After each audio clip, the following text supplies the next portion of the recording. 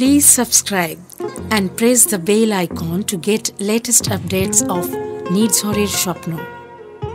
আপনারা শুনছেন কাহানি।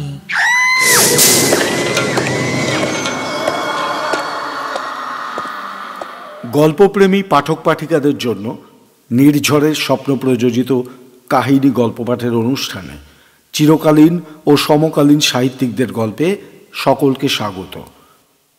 গল্প যদি আপনাদের ভালো লাগে তাহলে অনেক অনেক লাইক, শেয়ার আর কমেন্টস করুন।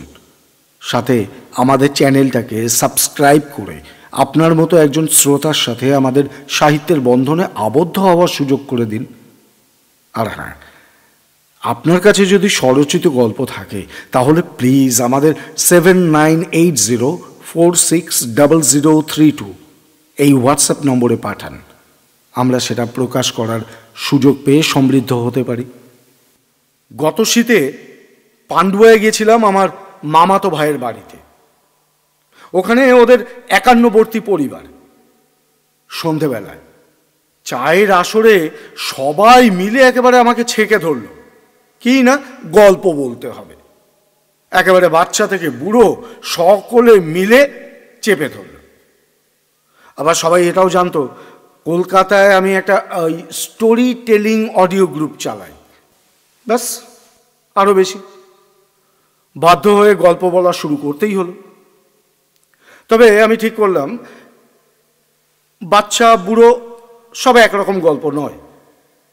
বড়দের আর ছোটদের জন্য দুরকম স্বাদের গল্প শোনাব। ছোটদের দল তো সেটা শুনে একেবারে আহ্লাদে হৈ হৈ করে উঠল। ততক্ষণে বেশ গরম গরম চা চলে এসছে। যাই হোক, এক কাপ চা খেয়ে নিয়ে শুরু করলাম আমার প্রথম গল্প। ষষ্ঠীপদ চট্টোপাধ্যায়ের লেখা ঘোষাল মা। বর্ধমান জেলার নিশিরাগড় এই নামে একটা গ্রাম আছে। দেবীপুর স্টেশন থেকে মাইল দুয়েকের পথ এই নিশিরাগড়। এর আগে নাম ছিল নিশিনগর। এই নিশিনগর নামেরও একটা ইতিহাস আছে। বাংলার বিখ্যাত রঘু ডাকাত যখন এই পান্ডুয়ার বনে দলবল নিয়ে বাস করত, সেই সময় ব্রিটিশ গভর্নমেন্ট অনেক চেষ্টা করেও রঘু ডাকাতকে ধরতে না পেরে তার জন্য একটা মোটা অঙ্কের টাকা পুরস্কার ঘোষণা করেছিল। ঘোষণা বলা হয়েছিল যে কেউ যদি রঘু ডাকাতকে ধরিয়ে দিতে পারে বা তার সন্ধান দিতে পারে তাকেই ওই পুরস্কারের টাকাটা দেওয়া হবে। রঘু ডাকাত এই ঘোষণার কথা শুনে দলবল নিয়ে সেই অঞ্চল ছেড়ে একেবারে পালিয়ে গেল। তারপর বহু বন জঙ্গল অতিক্রম করে দেবীপুরের কাছে এক গভীর জঙ্গলে এসে নিজেদের যখন নিরাপদ মনে করলো, তখন রাতারাতি সেই অরণ্যের একাংশের গাছপালা কেটে বসবাসের উপযোগী করে তুলল।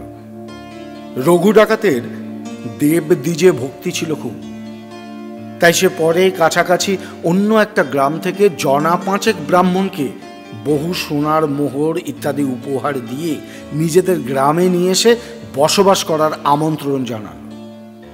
রাতারাতি গ্রামটা গড়ে উঠেছিল বলে ব্রাহ্মণেরাই সেই গ্রামের নাম রেখেছিলেন নিশিনগর। এই নিশিনগর বা নিশিরাগড়ে রঘু ডাকাতের সমসাময়িক কাল থেকে একটা দুর্গোৎসব হয়ে আসে। এই দুর্গোৎসবের প্রচলন করেছিলেন ওই গ্রামেরই ভগবতী ঘোষাল। তাঁর প্রতিষ্ঠিত প্রতিমা আজও বারোয়ারি চণ্ডী মণ্ডপে ঘোষাল মা নামেই পুজো পেয়ে আসে, এটা তো তোমরা জানো। প্রতি বছর শারদোৎসবের সময় প্রতিমার নির্মাণ করানো হয়। মহিষ হতে উদ্ভূত অসুরের সাথে যুদ্ধরত সিংহবাহিনী দুর্গাই ঘোষাল মা। এই অঞ্চলে ঘোষাল মাকে নিয়ে একটা বিস্ময়কর আর চমকপ্রদ ঘটনাও কিন্তু প্রচলিত আছে। আজ থেকে প্রায় 250 বছর আগে ভগবতী ঘোষাল নিশিনগরে সর্বপ্রথম দক্ষ কারিগর দিয়ে প্রতিমা তৈরি করিয়ে দুর্গা পুজোর প্রচলন করেছিলেন। মহা ধুমধামে পুজো অনুষ্ঠিত হল। বিজয়ার দিন হঠাৎ কোথা থেকে এক সন্ন্যাসীর আবির্ভাব হলো সেখানে। সন্ন্যাসী এসে বিহ্বল চোখে তাকিয়ে রইলেন প্রতিমার দিকে। তারপর এক সময় খুব ক্রুদ্ধ হয়ে বললেন, কে কে এই প্রতিমার পূজা করেছে?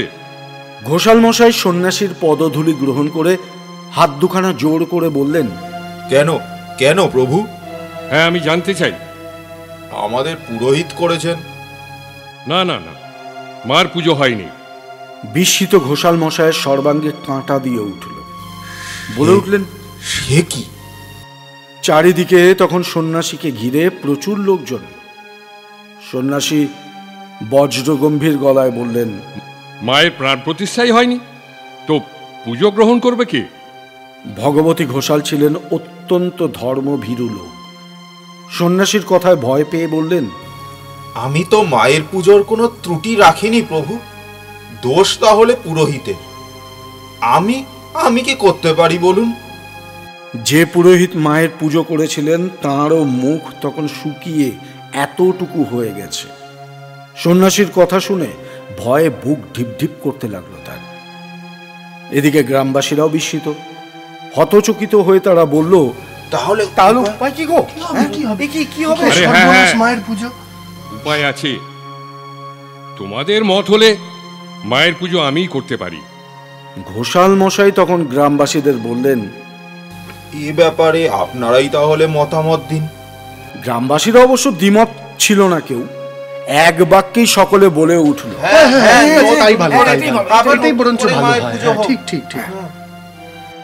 অনুমতি পেয়ে সন্ন্যাসী আসন গ্রহণ করলেন। সন্ন্যাসীর হাতে একটা সিঁদুর রঞ্জিত ত্রিশূল ছিল। সেটাকে মাটিতে গেঁথে জল শুদ্ধি আসন শুদ্ধি করে সর্বাগ্রে প্রতিমার প্রাণ প্রতিষ্ঠা করলেন। তারপর দু চোখ বুজে ধ্যানস্থ হলেন তিনি। চারিদিকে তখন ভিড়ে ভিড়। খবর পেয়ে আশেপাশে গ্রাম থেকেও দলে দলে লোক সব আসতে লাগলো।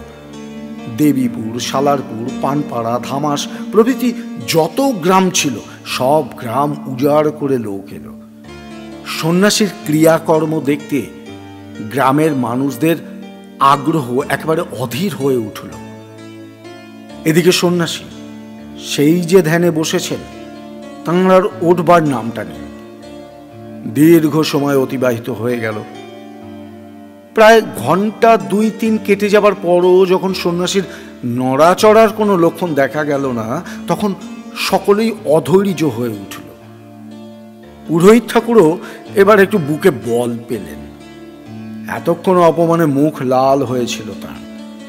ক্ষুণ্ণ হয়ে এক পাশে চুপচাপ দাঁড়িয়েছিলেন। এবার মনে একটু সাহস সঞ্চয় করে বলেই ফেললেন, না, একটা পাগলের কথা শুনে আপনারা কি করছেন বলুন তো? আরে বাবা, প্রতিমা নিরঞ্জনের সময় যে উত্তীর্ণ হয়ে যাচ্ছে। ঘোষাল মশাই বলে উঠলেন, আমি যে কি করব কিছুই তো ঠিক করতে পারছি না। সন্ন্যাসী এখনো ধ্যানস্থ, ওনাকে ডাকেই বাকি। তাছাড়া এ অবস্থায় ওনার ধ্যান ভাঙানোটাও কি ঠিক হবে? আরে বাবা, কি যে বলেন! আমার মনে হচ্ছে ও ব্যাটা একটা বদ্ধ পাগল। কোথা থেকে এসে গোলমাল বাঁধিয়ে দিল। আর আপনারাও হয়েছেন, এতগুলো লোক সেটাকে বরদাস্ত করলেন। অথচ আমি যে কষ্ট করে 4 দিন ধরে মায়ের পূজা করলাম, তার কি কোনো মূল্য নেই? ওই অপরিচিত সন্ন্যাসীটার কথাই বড় হলো আপনাদের কাছে? না না না, ব্যাপারটাকে ঠিক ভাবে আপনি নেবেন না। নেব না। আসলে উনি এমন ভাবে এসে বললেন যাতে আমরা সবাই ঘাবড়ে গেলাম। ঘাড় ধরে উঠিয়ে দিন বাটিকে। সেটা পুরোহিত রাগের মাথায় বললেও ঘোষাল মশাই কিন্তু সেটা পারলেন না। তিনি নীরবে মাথা হেঁট করে দাঁড়িয়ে রইলেন। এদিকে গ্রামবাসীরাও সকলে অধৈর্য হয়ে উঠেছে। সবারই মুখে এক কথা, ধরে পুজো করছেন। এক একজনের এক এক ধরনের কথা। কেউ বলল, একটা বন্ড আছে। আর একজন বলে উঠল, আরে উন্মাদ, চোখের চাউনি দেখলে না যেন গিলে খাচ্ছে। কারো কথায় আবার, আসলে নেশার মাত্রাটা বোধহয় একটু বেশি হয়ে গেছে।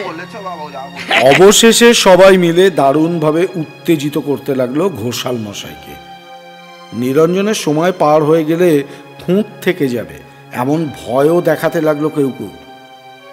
ঘোষাল মশাই তবু আরো ঘন্টা দুয়েক অপেক্ষা করলেন। তিনি না পারছেন সন্ন্যাসীকে ঘাঁটাতে, না জনতাকে শান্ত করতে।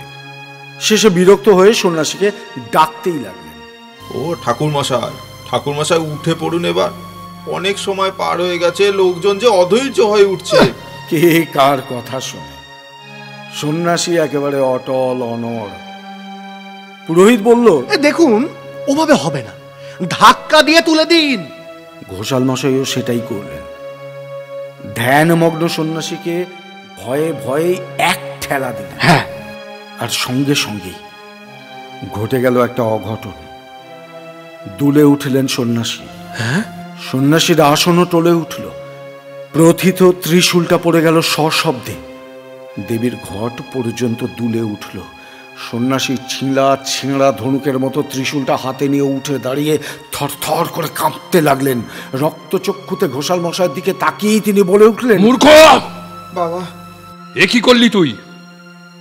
আমি কত আহ্বান করে প্রাণ প্রতিষ্ঠার পর কত কষ্ট করে দেবীকে ঘটে এনেছিলাম, তুই তাকে তাড়িয়ে দিলি। ঘোষাল মশাই স্তব্ধ। পুরোহিত তো গায়ের জ্বালায় জ্বলছিলেন এতক্ষণ। তিনি ফুট কাটলেন, আরে ওই সব হচ্ছে করে বুঝলো কি? অন্য জায়গায় গেছে বুঝছো কি দেখাবে, বুঝলে? তুমি যে দেবীর সত্যিকারের প্রাণ প্রতিষ্ঠা করেছ, তার প্রমাণ কি? সন্ন্যাসী রোষ কষায়িত লোচনে বললেন, প্রমাণ চাই? দেখবি তবে? হ্যাঁ হ্যাঁ হ্যাঁ, দেখবো দেখবো। এই দেখ। বলেই একগাছি কুশ প্রতিমার পায়ে বিঁধিয়ে পুরোহিতকে আদেশ করলেন, যা, দেবীর পা থেকে ওই কুশ মুক্ত করে নে। পুরোহিতের মুখ ফ্যাকাশে হয়ে গেল। তবুও এগিয়ে এসে চরণে বিদ্ধ সেই কুশটি যেই না তুলে নিলেন, অমনি সেখান থেকে একেবারে ধনুকের আকারে ফিমকি দিয়ে রক্ত ছুটতে লাগলো। চারপাশে সবাই তো একেবারে হই হই করে উঠল। বিস্মিত, অভিভূত, রোমাঞ্চিত জনসাধারণ মা মা করতে করতে লুটিয়ে পড়ল মাটিতে। মা রক্ষা করো, মা রক্ষা করো, চারিদিকে রব উঠল। ক্রুদ্ধ সন্ন্যাসী বললেন, আমার আরো প্রমাণ আছে। দেবীর রক্তপাতে ঘোষাল বংশ নির্বংশ হবে। আর এইখানে যদি কখনো প্রতিমার চক্ষুদান বা প্রাণ প্রতিষ্ঠা করে পুজো করা হয়, তাহলে কিন্তু গ্রাম শুদ্ধ লোক মহামারীতে একেবারে শেষ হয়ে যাবে। এই বলেই নিমেষের মধ্যে কোথায় যেন উধাও হয়ে গেলেন। তার সন্ধানও আর কেউ পেল না। এদিকে ঘোষাল মশাই তো সন্ন্যাসীর অভিশাপ শোনা মাত্রই একেবারে সংজ্ঞাহীন হয়ে পড়লেন। সংজ্ঞাহীন অবস্থায় তিনি স্বপ্নও দেখলেন। লাল পাড় শাড়ি পরা একটা 9 বছরের মেয়ে যেন তাকে বলছেন, তুই ভয় করিস না ঘোষাল, তোর ভক্তিতেই তো আমি এসেছি।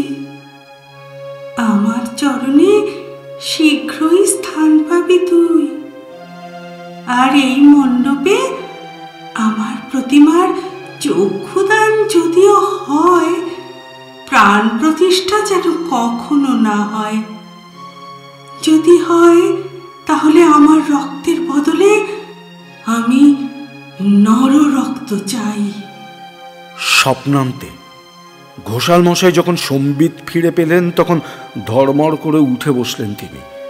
প্রতিমার মুখের দিকে তাকিয়ে ছল ছল চোখে বলে উঠলেন, এই স্বপ্ন তুই দিলি মা আমায়, নররক্ত আমি কোথায় পাবো মা? সঙ্গে সঙ্গে চণ্ডী মণ্ডপের ঈশান কোণ থেকে উত্তর এলো, নররক্ত তোকে দিতে হবে না ঘোষাল। মহাষ্টমীর সন্ধিক্ষণে যে আমার সামনে এসে পড়বে, তারই রক্ত আমি গ্রহণ করব। দৈববাণী শুধু ঘোষাল মশাই নয়, সকলেই শুনতে পেল। কাঁটা দিয়ে উঠল গায়ে সকলের। এরপর বিসর্জনের পালা। প্রতিমা চতুর্দোলায় চাপিয়ে ঢাক ঢোল বাজিয়ে নিয়ে চলল সকলে। কাছেই ধুলি নদী, সেইখানে বিসর্জন। এর পরের ঘটনাটা অত্যন্ত করুণ। পরের বছরই ঘোষাল মশাইয়ের একমাত্র ছেলে মুখে রক্ত উঠে মারা গেল। আর সেই শোকে কয়েকদিনের মধ্যেই স্ত্রীও চলে গেলেন। ঘোষাল মশাই তবু শারদিয়ায় চণ্ডী মণ্ডপে প্রতিমা নির্মাণ করিয়ে মায়ের পুজো করালেন। নররক্তের বিকল্প হিসাবে নিজের বুক চিরে রক্ত দিলেন। তারপর তিনিও গেলেন। তার মৃত্যুর সাথে সাথেই ঘোষাল বংশ লোপ পেল। ঘোষাল বংশ লোপ পাবার পর সিংহবাহিনীর এই পুজোর ভার নিলেন গ্রামবাসীরা। বারোয়ারি চণ্ডী মণ্ডপে আজও এই প্রতিমার পুজো হয়। আজও সেখানে ভগবতী ঘোষালের নামে পুজোর সময় সংকল্প হয়।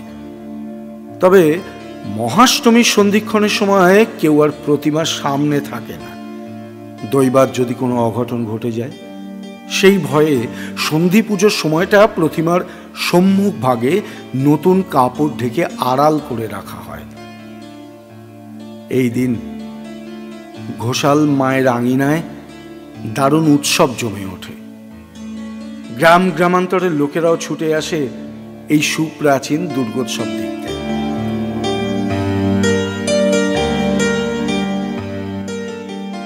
গল্পটা শেষ হতে না হতেই আবারও চা হাজির। মনটাও চাইছিল, তাই খুব আয়েশ করে চায়ের কাপে একটা চুমুক দিয়ে এবার শুরু করলাম আমার দ্বিতীয় গল্প। প্রফুল্ল রায়ের লেখা পাগল মামার 4 ছেলে। আমার সেজ মামার নাম কিন্তু পাগল চাঁদ সমাজপতি। এই একটা নামই তাকে প্রায় পাগল করে তুলেছিল। রাস্তায় বেরোলেই কেউ ডাকতো, এই যে পাগল বাবু। কেউ ডাকতো, ও হ্যাঁ পাগলচন্দ্র। কেউ হয়তো পেছন থেকে ডাকতো, ও পাগলাদা। একবার পাগল শুনলে কার না মাথা খারাপ হয়। উপায় থাকলে নামটা কবেই পাল্টে ফেলতেন সেজ মামা। কিন্তু ওটা যে তাঁর বাবা মানে আমার দাদুর দেওয়া নাম। তাছাড়া ম্যাট্রিক থেকে MA পর্যন্ত যত সার্টিফিকেট আর ডিগ্রি পেয়েছেন সবগুলোতেই লেখা আছে পাগল চাঁদ সমাজপতি। কি আর করা যাবে, মনে অনেক দুঃখ থাকলেও নামটা তো আর বদলানো যায়নি। নিজের বেলা পারেননি ঠিকই, তাই স্বাদ মিটিয়ে 4 ছেলের নাম দিয়েছেন প্রলয় নাচন, প্রলয় মাতন, প্রলয় নাশন আর প্রলয় ঘাতন। অবশ্য ওদের একটা করে ডাক নামও আছে, আবু টাবু হাবু পাবু। সেজ মামা সগর্বে সেজ মামিকে বলেছেন, কেমন নাম দিয়েছি বলতো? হ্যাঁ, ওই নামের জোরে আমার ছেলেরা কিন্তু পৃথিবী বিখ্যাত হয়ে যাবে। উত্তরে সেজ মামিও বলেছেন, হ্যাঁ তা হয়তো হবে, কিন্তু এতগুলো প্রলয় ঘরে ট্রেনে ঢোকালে আমার তো ভয়ই করছে গো। মামির ভয়টা যে মিথ্যে নয় তা পরে হাড়ে হাড়ে টের পাওয়া গেছিল। আমার 4 মামাতো ভাইয়ের মতো অমন দুর্ধর্ষ বিচ্ছু ছেলে ভূভারতে খুব বেশি জন্মায়নি। নিজেদের নামের গুণেই কিনা কে জানে বাড়িতে দিন রাত তারা প্রলয়কাণ্ড ঘটিয়ে ছাড়ত। যদি ওই গল্পটা 4 জন প্রলয়কে নিয়ে, তার আগে আমার সেজ মামা আর সেজ মামি সম্বন্ধে 2-1 কথা একটু বলে নেওয়া দরকার। সেজ মামা আমার টকটকে ফর্সা, আবার বেজায় মোটা। বেশিরভাগ সময়ই দেখা যায় মোটারা খুব ভালো মানুষ আর ঠান্ডা প্রকৃতির হয়। আমার সেজ মামাও তাই। নাকের তলায় স্যার আশুতোষের মতো গোঁফ, সবসময় হাসি খুশি। সারাক্ষণ তাঁর পরনে থাকে পালিশ দেওয়া ঢলঢলে ফুল প্যান্ট। শার্টের বোতাম লাগাতে, জুতোর ফিতে বাঁধতে আর দাড়ি কামাতে প্রায় ভুলে যেতেন। একটা ওষুধ কোম্পানিতে বড় চাকরি করতেন সেজ মামা। সারা বছরই তাকে হিল্লি দিল্লি ঘুরে বেড়াতে হয়। এ মাসে যদি গৌহাটি যান তো আসছে মাসে ভুবনেশ্বর, তার পরের মাসে জব্বলপুর বা এলাহাবাদ। তা সে যাই হোক, ছেলেদের কীর্তিকলাপ দেখে সেজ মামার মতো ঠান্ডা মানুষেরও রক্ত একদিন মাথায় চড়ে যায়। হুঙ্কার দিয়ে তো বলেই ওঠেন, সব কটাকে বাড়ি থেকে বের করে দেবো। সেজ মামি কিন্তু একেবারে সেজ মামার উল্টো, ভয়ানক রোগা। গায়ে মাংস টাংসই নেই, শুধু হাড়। 12 মাস ভোগেন। মাপ নিলে মামার 4 ভাগের 1 ভাগ হবেন। 4 ছেলের জ্বালায় সারাক্ষণ পাগল হয়ে থাকেন। তার ওপর তো নিজের অসুখ বিসুখ লেগেই আছে। দুর্বল গলায় দিন রাত চেঁচিয়ে যান, এদের থেকে আমাকে বাঁচাতে পারে এমন কি কেউ নেই গো? সেজো মামি যতই চিৎকার করুন, প্রলয় নাচন প্রলয় মাতনরা সেসব গ্রাহ্যই করে না। সেজো মামারা অনেকদিন শ্যামবাজারে ছিলেন, কিন্তু সেখানে বাড়িটা ছিল খুব ছোট, মোটে 2.5খানা ঘর, বেশ অসুবিধা হচ্ছিল। তো মামারা বাড়ি বদলে চেতলায় চলে এসেছিল। পুরনো আমলের একতলা বাড়ি, চমৎকার, 5খানা বড় বড় ঘর, সামনে খানিকটা ফাঁকা জায়গা, পেছনে বাগান। এসেই অফিসের কাজে পরের দিনই রাঁচি চলে যেতে হয়েছে সেজো মামাকে। ফিরবেন সেখান থেকে 7 দিন বাদে। এই কদিন নতুন জায়গায় একা সেজো মামিকে ছেলেদেরকে সামলে রাখতে হবে। নতুন বাড়িতে আসার পর পাশের বাড়ির ওই বলাই বাবুদের সঙ্গেই শুধু আলাপ হয়েছে, আর সবাই তো অচেনা। সকালবেলা ঘুম ভাঙার পর মুখটুক ধুয়ে আবু টাবু হাবু আর পাবু 4 ভাই ডাইনিং রুমে গিয়ে খেতে বসেছে। সেজো মামি প্লেটে প্লেটে ডিম সেদ্ধ, কলা, রুটি, মাখন আর 1 গিলাস করে দুধ দিয়েছেন। পাবু চামচ দিয়ে তার ডিমটা কাটতেই যাচ্ছিল, একদম কাটবি না, তারা। হাবু অমনি চেঁচিয়ে উঠল। ছো মেরে পাবুর প্লেট থেকে ডিমটা তুলে নিজের ডিমের পাশে রেখে মেপে দেখল, তারটা কিঞ্চিত ছোট। ব্যাস অমনি হাত পা ছুঁড়ে লাফালাফি শুরু করে দিল। আমাকে ছোটটা দিয়ে বাবুকে বড়টা ডিম দিলে আমি চলবো না, আমি কিন্তু খুন করে ফেলবো বলেই 1 কামড়ে একেবারে পাবুর ডিমের অর্ধেকটা খেয়ে ফেলল। পাবুও কিন্তু হাত পা গুটিয়ে থাকা ছেলে নয়, সে দুধের গ্লাসটাকে ছুঁড়ে মারলো একেবারে হাবুর দিকে। হাতে দারুণ টিপ, গ্লাসটা গিয়ে হাবু থুতনিতে গিয়ে লাগলো। দেখতে দেখতে ডাইনিং রুমটা একেবারে 3য় পানিপথের যুদ্ধক্ষেত্র হয়ে উঠল। হাতের কাছে যে যা পাচ্ছে 4 ভাই তাই তুলে ছুটছে। কামানের গোলার মতো গ্লাস, প্লেট, চামচ চারদিকে ছুটে যাচ্ছে। সেজো মামি তো গালে হাত দিয়ে পাক্কা 3 মিনিট ছেলেদের কাণ্ড কারখানা শুধু দেখলেন, আর তারপরেই চিৎকার জুড়ে দিলেন,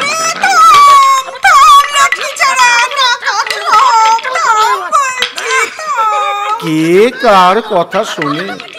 কাঁচের গ্লাস, কাপ, প্লেট সব ভেঙে চুরমার হয়ে যেতে লাগলো। মেঝেতে ডিম, পাউরুটি, মাখন আর দুধের স্রোত।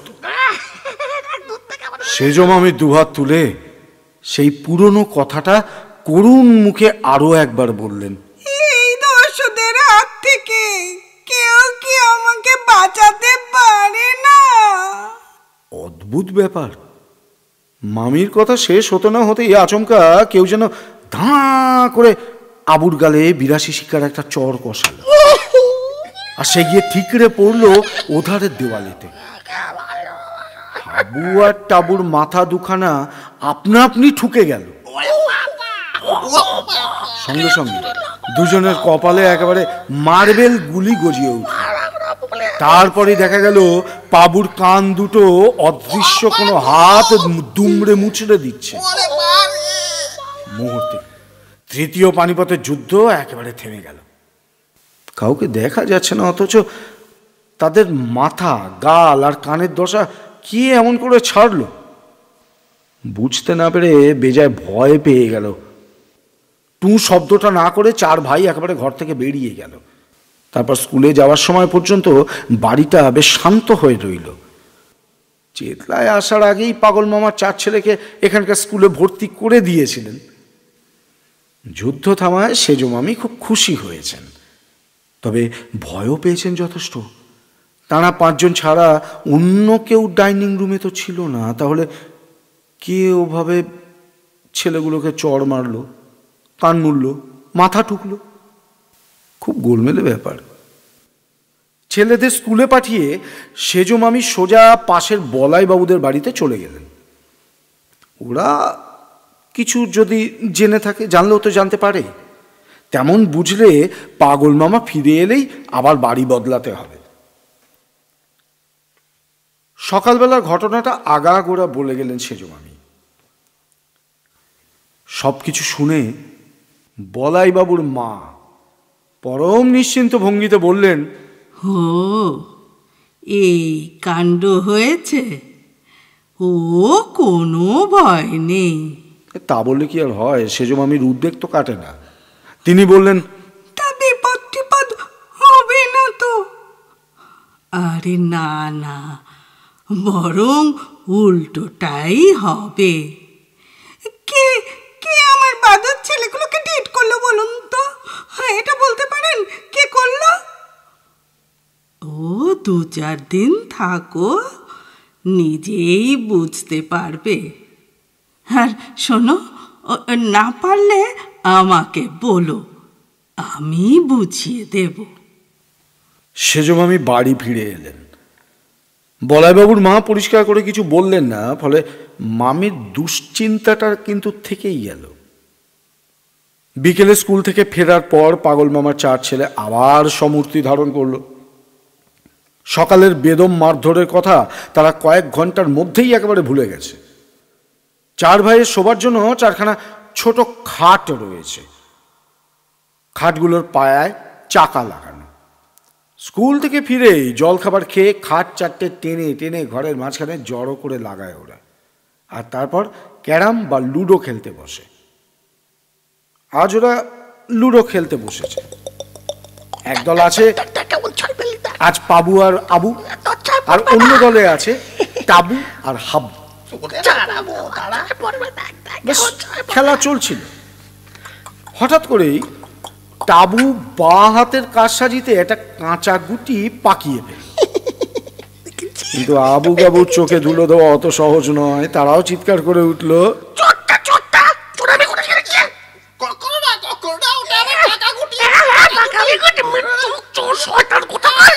বলতে বলতে টাবু লুডোটাকে একেবারে উল্টে দিল। আর তারপরেই চতুর্থ পানিপথের যুদ্ধ শুরু হয়ে গেল। মামি পাশের ঘরে ছিলেন, দৌড়ে এলেন আর সরু গলায় চেঁচামেচি জুড়ে দিলেন,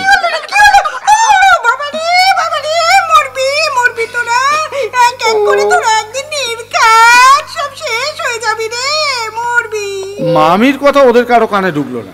4 ভাই হাতাহাতি চালিয়ে যেতেই লাগলো। অনেকক্ষণ এরকম ভাবে চেঁচাবার পর ক্লান্ত হয়ে মামি তার সেই পুরনো আর্জিটাই আবারও একবার শোনালো।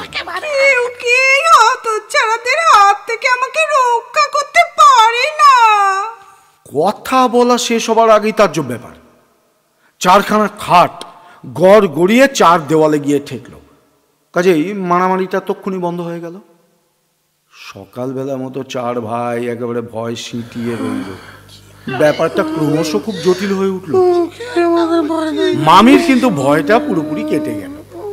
তিনি বুঝতে পারছিলেন হাতের কাছে দারুণ একটা জিনিস পাওয়া গেছে, শুধু মুখ ফুটে একটু আর্জি জানালেই হয়। মনে হচ্ছে সঙ্গে সঙ্গেই কাজ হবে। দুরন্ত দুর্ধর্ষ ছেলেগুলোকে এতদিনে বশে আনতে পারবেন। দুপুরের ওই ঘটনার পর ঘন্টা 2 বেশ ভালোভাবেই কাটল। তারপর যেই না সন্ধ্যে নামলো, অমনি সেজমামি চেঁচাতে শুরু করলেন, পড়তে বস রে, পড়তে বস। প্রলয় নাচন প্রলয় মাতনদের দেখে মনেই হলো না মায়ের কোনো কথা তাদের কানে ঢুকেছে। অগত্যা সেজমামি কড়ি কাঠের দিকে মুখ করে করুণ গলায় বললেন, এমন কেউ কি নেই যে এই বজ্জাতগুলোকে কান ধরে পড়তে বসায়? ম্যাজিকের মতো কাজ হলো। কার যেন অদৃশ্য হাত কান ধরে হিড় হিড় করে টানতে টানতে 4 ভাইকে পড়ার টেবিলে এনে বসানো। সাথে দেওয়ালের তাকগুলোতে যেখানে ওদের বই থাকে, সেখান থেকে এর গ্রামার বই, ওর জ্যামিতি বই, তার ইতিহাস বই ধপা ধপ এসে আবু টাবুদের সামনে পড়তে লাগলো। তার মানে এক্ষুনি পড়া শুরু করতে হবে। কিন্তু 4 প্রলয় এমনই ঘাবড়ে গেছে যে কারো গলা দিয়ে কোনো আওয়াজ বেরোচ্ছে না। কি করবে কেউ ভেবে ঠিকও করতে পারছে না। এদিকে সেজমামিও ছাড়বার পাত্রী নন। হাতের কাছে দারুণ একটা অস্ত্র পেয়ে গেছেন, সেটা আবার কাজে লাগাবেন। ওপর দিকে মুখ তুলে বললেন, দত্তিগুলো একদম পড়ে না গো, বছর বছর পারে না? বলা শেষ হলো কি হলো না, এক জোড়া বেত কোত্থেকে যেন ঘরের ভেতরে এসে হাওয়ায় নাচতে লাগলো। চার ভাই তো ভয় কাঠ হয়ে তাকিয়ে আছে দেখে সপাং করে বেত দুটো টেবিলের ওপরে একবারে আছড়ে পড়ল। প্রলয় নাচন। প্রলয় ঘাতনরা বুঝতে পারলো চুপ করে বসে থাকা চলবে না। চার ভাই ঘাড় গুঁজে গলা ছেড়ে পড়তে শুরু করলো। আর সেই সঙ্গে বেত দুখানা ঘরময় হাওয়ায় ঘুরে ঘুরে তাদের পাহারা দিতে লাগলো। 10টা পর্যন্ত একটানা পড়াশোনা করে চারজন চুপচাপ খেয়ে নিয়ে বাধ্য ছেলের মতো শুয়ে পড়ল। অন্যদিন রাত্রিরে খাওয়া এবং শোয়ার সময় ধুমধুমার ভেদে যায়। আজ কিন্তু কিছু হলো না। পরদিন সকালে ডাইনিং রুমে খাবার দাবারের ভাগ নিয়ে আবার পঞ্চম পানিপথের যুদ্ধ শুরু হতে যাচ্ছিল। আজ লুচি হালুয়া দেওয়া হয়েছিল চার ভাইকে। আবু টাবুর প্লেটের দিকে তাকিয়ে হঠাৎ করে চিৎকার করে উঠল। ওদিকে হাবুও চেঁচাচ্ছে,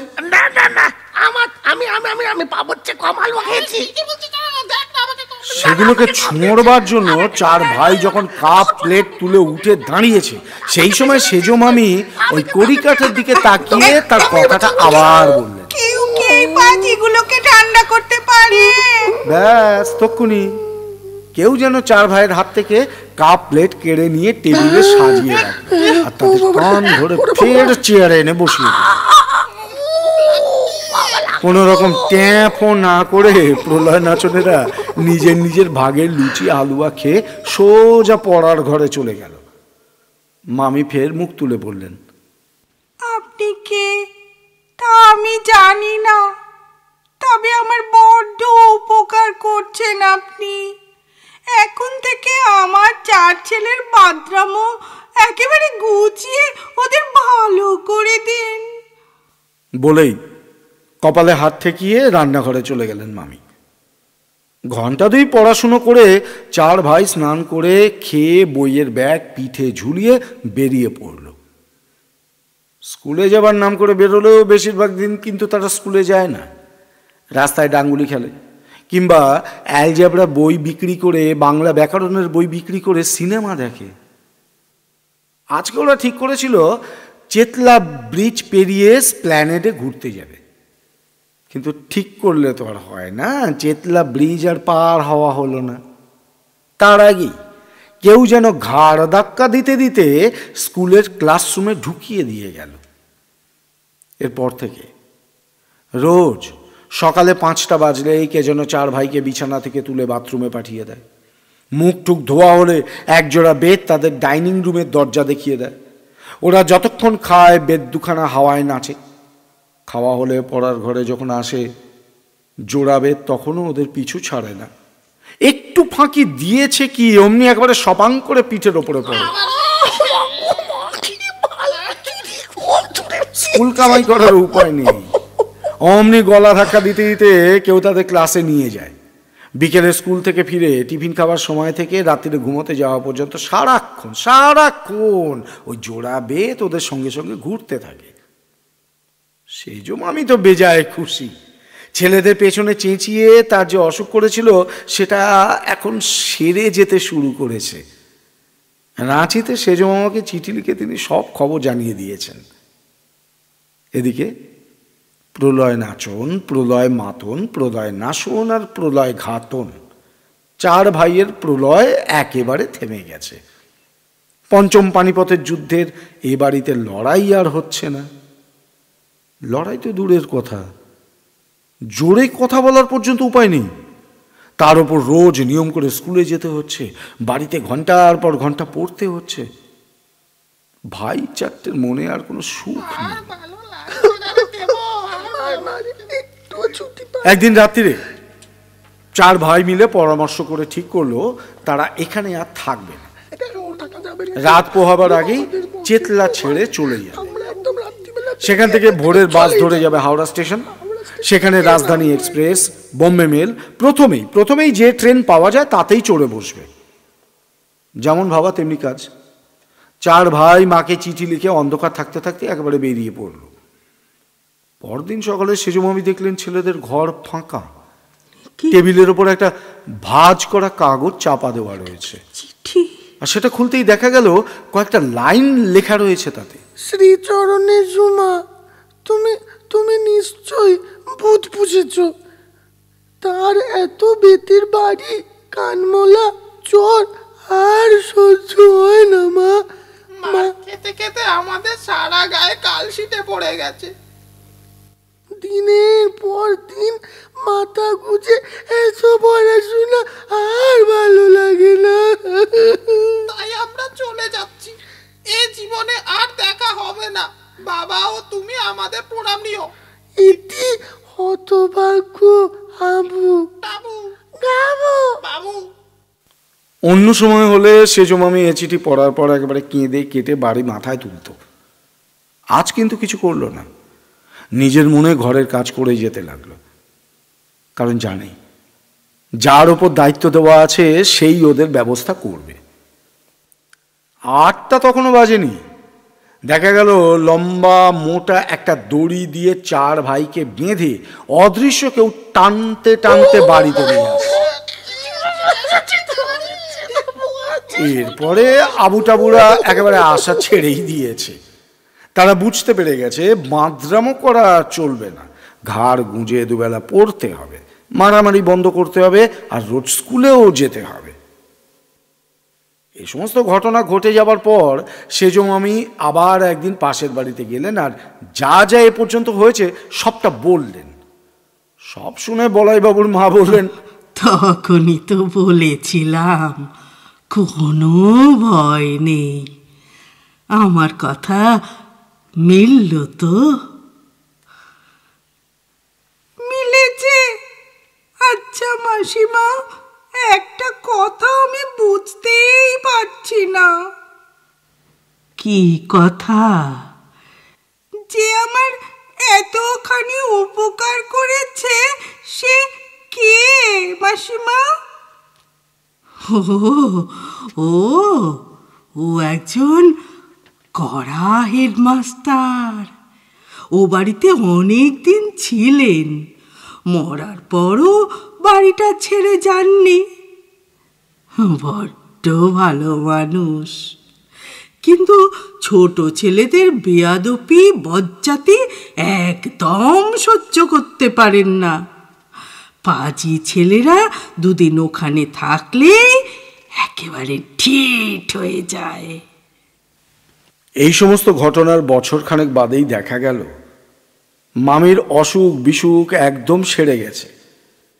আর অ্যানুয়াল পরীক্ষায় আবু টাবু হাবু আর পাবু 4 ভাই ফার্স্ট হয়েছে। শুনছিলেন ব্যাক টু ব্যাক 2টো গল্প, ষষ্ঠীপদ চট্টোপাধ্যায়ের লেখা ঘোষাল মা এবং প্রফুল্ল রায়ের লেখা পাগল মামার 4 ছেলে। বিভিন্ন চরিত্রে যারা যারা কণ্ঠদান করেছে: সুব্রত, সঞ্জয়, অরূপ, সুদীপ্ত এবং সুমিতা। 2টি গল্পেরই সম্পাদনা Soumitra Raha, music and special effects Niloy Ghosh.